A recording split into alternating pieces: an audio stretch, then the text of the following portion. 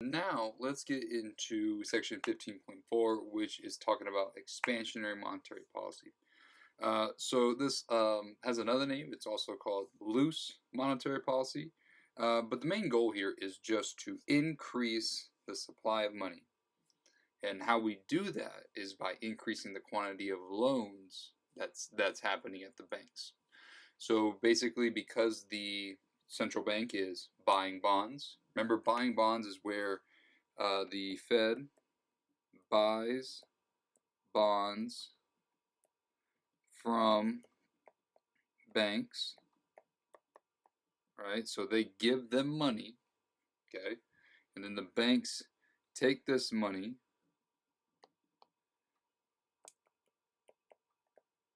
and makes loans.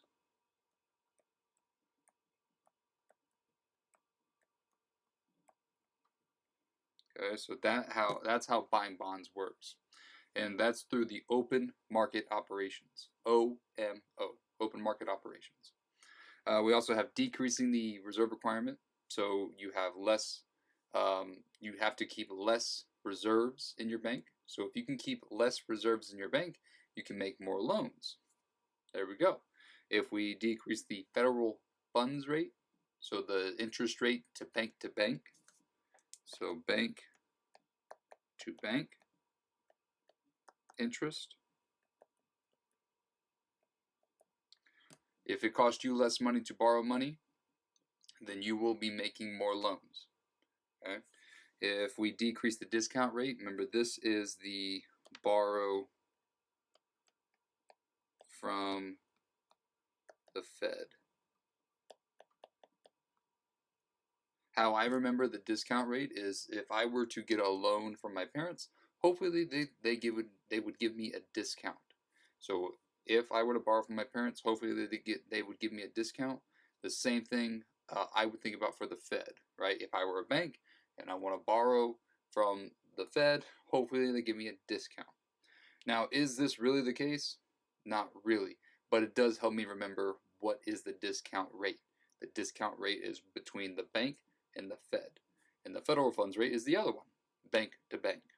All right, so that's how I remember it.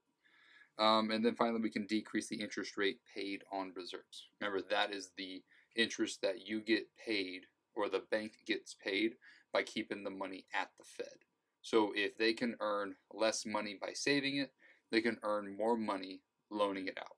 So basically, they would loan out more money and they would keep less reserves. So if they're loaning out more money supply. Okay, so that's how the expansionary monetary policy is working.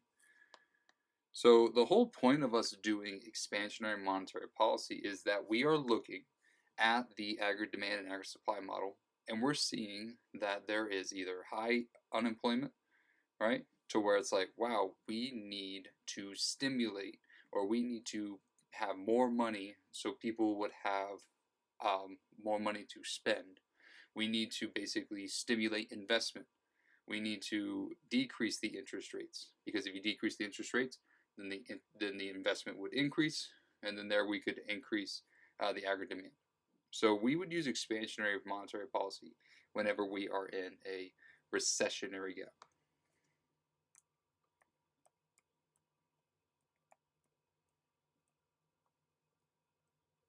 Whenever you're in a recessionary gap, you want to do expansionary monetary policy, because if you can decrease the interest rate, then you could increase investment. By having more loans, more investment, more aggregate demand, and that gets you out of the recessionary gap, because now your real GDP is increasing. Okay, so that's how expansionary monetary policy works. Contractionary monetary policy is also called tight monetary policy.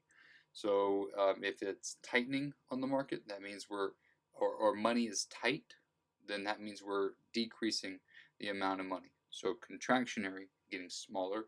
So contractionary monetary is money getting smaller. So we are actually reducing the supply of money by doing less loans. So we could either sell bonds through the open market operations. Remember, selling bonds is where the government or the Fed sells bonds to banks. Okay, so they sell the bonds to the bank, and the bank is going to send the Fed money. Okay, so the banks are like, oh, okay, let me take less loans, take that money, and I'll buy the bonds from the Fed. So that's how we decrease the money supply, because we'll take the loans and we'll buy the bonds with it. Okay, so when the Fed sells bonds, they are trying to decrease the money supply. The other way we could do is increase the reserve requirement, increase the bank-to-bank interest, that federal funds rate. We could increase the discount rate, remember, the discount from the Fed, or we can increase the interest paid on reserves. Okay, so basically you get paid more money as a bank for saving at the Fed. So basically you can make more money by saving it than making loans with it. You make less loans, and you save more. Okay. So all of these things that we just talked about, expansionary and contractionary monetary policy, what that's going to do is that creates the market for loanable funds. I say the market for loanable funds is the bank. Now, the reason I say this is the bank is because here's how it goes. When we are looking at the market for a loan, we have a demand. The demand for loanable funds. Okay. Now, you may be wondering, well, who is demanding loans? And then most of the time, who is demanding loans is going to be businesses, because businesses are the ones that are trying to get loans to buy capital so they can increase production. So when we talk about the demand for loans, we're talking about firms. We could also be talking about the households, because the households need to buy a loan in order to get a brand new house. So that could also be a form of investment. But most of the time, we're going to be talking about firms. Okay? So the demand for the loans, that's going to be the investment part of this. The supply of loanable funds. So basically, you have a bank. You have one person coming in. They're trying to get a loan. And the other reason you go to the bank is to save money, right? So we have one person demanding a loan. We have one person that's supplying money that could be used to make a loan. So the supply of loanable funds, that's the savings. And you're probably wondering, well, isn't this the supply of money? No, it's not. This is the market for loanable funds. Because what happens here is you deposit the money, let's say $500. They gotta take out the required reserves. Once they take out the required reserves, let's say $50, the rest of it, the $450, that is the loanable funds. The rest of it had to be required reserves. The rest of it could be loanable. So that's how the market for loanable funds works. We have a demand and a supply. And so since we're looking at loans, the price of a loan is the interest rate. So this right here is the interest rate. And we're going to say R. And R is the real interest rate.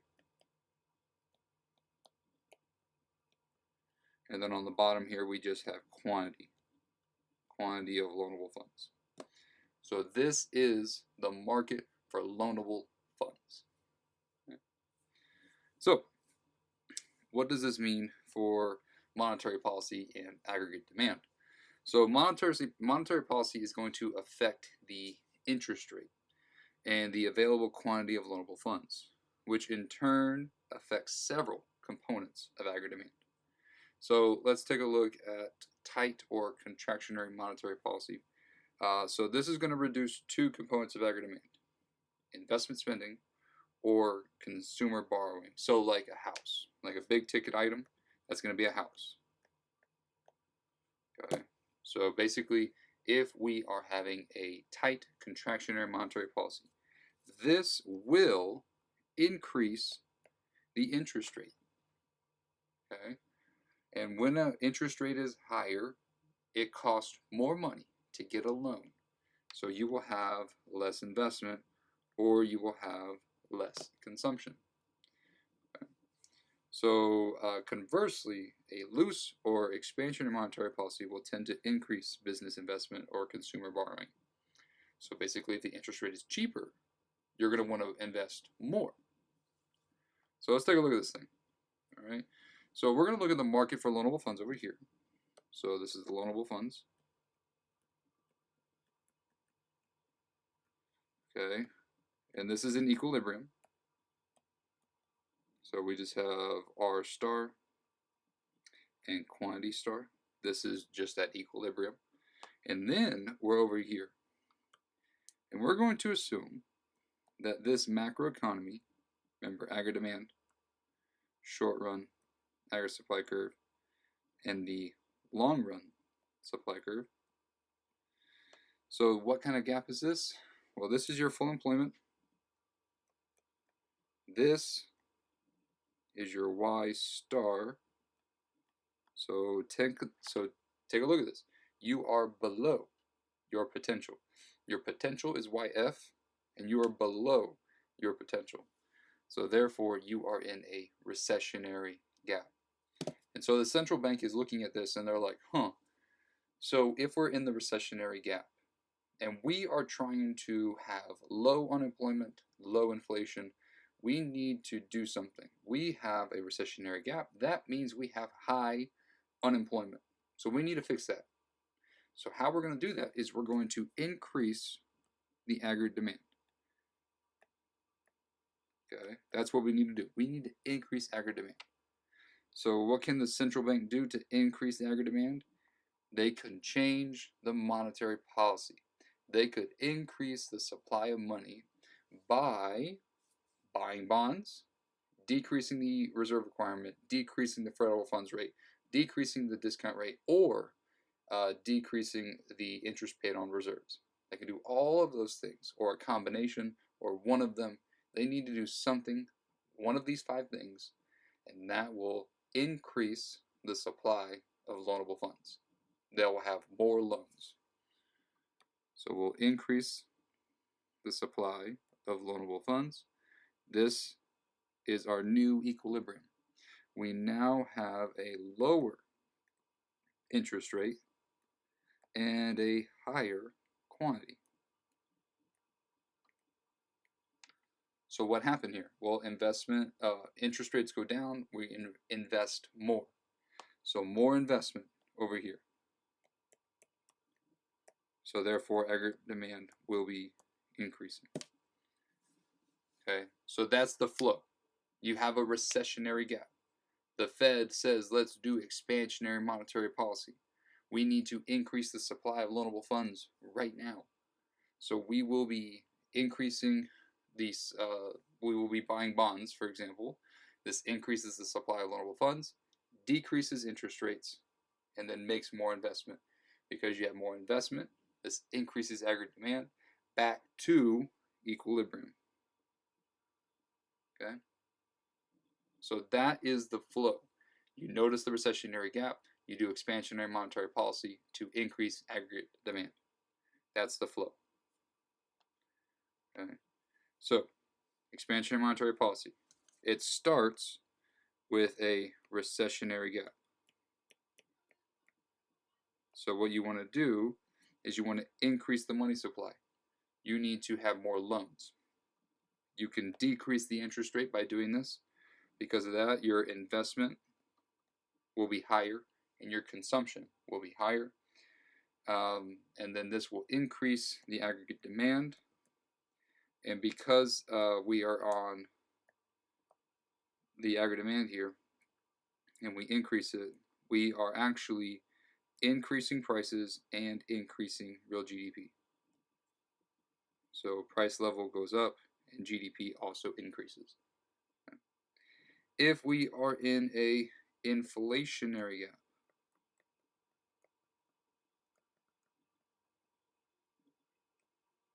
then we need to decrease the amount of money. Okay, how can we do that? Well, we could sell bonds. We could increase the interest rates. Okay, we could increase the interest rate paid on reserves. And what this is going to do is it's going to decrease the supply of loanable funds, which increases the interest rate, which will then decrease investment, decrease consumption, and this will decrease aggregate demand. And because aggregate demand goes down, this decreases prices and decreases real GDP. Okay?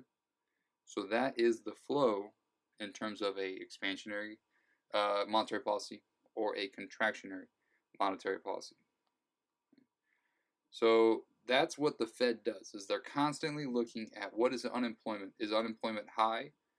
Okay, well, we need to fix that. We need to increase aggregate demand. So we need to do expansionary monetary policy. If they look and they see inflation is high, then they need to do contractionary monetary policy. So they need to decrease the money supply. Okay. So back in 2008, during the recession, the Federal Reserve did something pretty interesting during the time. They did a thing called quantitative easing. So what happened is we had a big recession, big one. Okay, it was a big problem. The banks failed, right? So we had a lot of trust issues with the banks, no consumption, no investment. So aggregate demand really decreased. So quantitative easing was where the Federal Reserve really stepped in and they said, okay, we need to decrease the interest rates right now because we need to get investment back up. We need to increase consumption right now. So quantitative easing was the purchase of long-term government and private mortgage-backed securities to make credit available in hopes of stimulating aggregate demand. Okay, so what they did was they put so much money into the economy. They bought so many bonds. They bought so many mortgage-backed securities. Basically, mortgage-backed security, think about it, is just like is a thing that you can buy that used to be used for mortgages. And a mortgage is basically a loan for a house. And what happened was that you can buy these things to where they kind of guaranteed a mortgage. And so that's what the banks were doing, is that they were buying these mortgage-backed securities, just trying to pump more money into society. And so quantitative easing differs from traditional monetary policy because the Fed purchases long-term treasury bonds rather than short-term treasury bonds. And instead of purchasing security bills, they also purchase private mortgage-backed securities. So, basically they were trying to buy up as much stuff as they could to really increase the supply of loanable funds and decrease the interest rates to really increase consumption and investment to get us out of the recession back in the Great Recession for sure. They have slowly tried to sell off these securities and these bonds very slowly because if we're trying to sell off the bonds, that means we're trying to decrease the money supply, and that's going to increase interest rates. So we have to be careful. We do want to have the Federal Reserve kind of decrease their assets a little bit here.